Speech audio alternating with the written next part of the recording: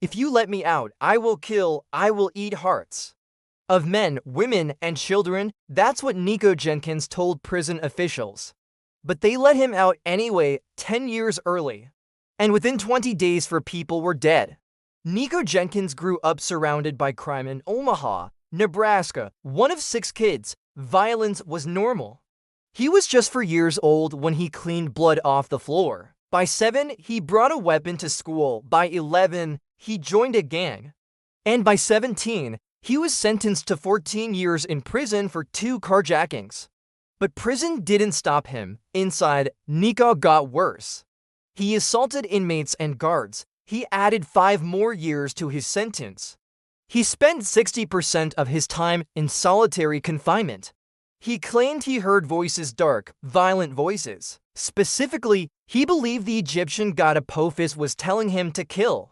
He drank his own bodily fluids, harmed himself, and begged the state not to release him. "Keep me locked up," he said.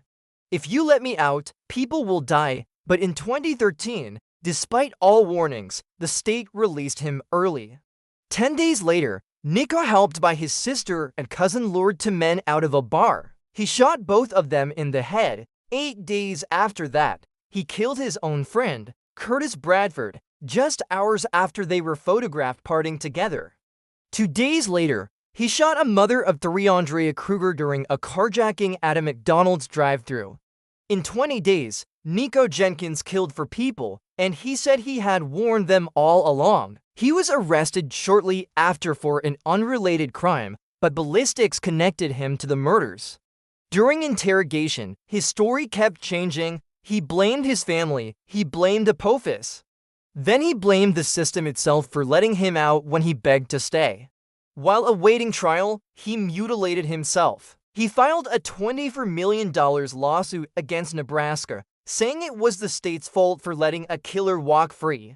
Despite his long history of mental illness, a psychological evaluation declared him fit to stand trial. Some say the results were manipulated to ensure he could receive the death penalty.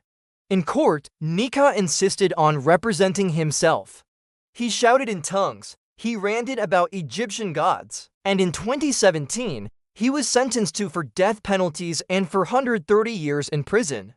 As of 2025, Nico Jenkins is still alive. He hasn't been executed.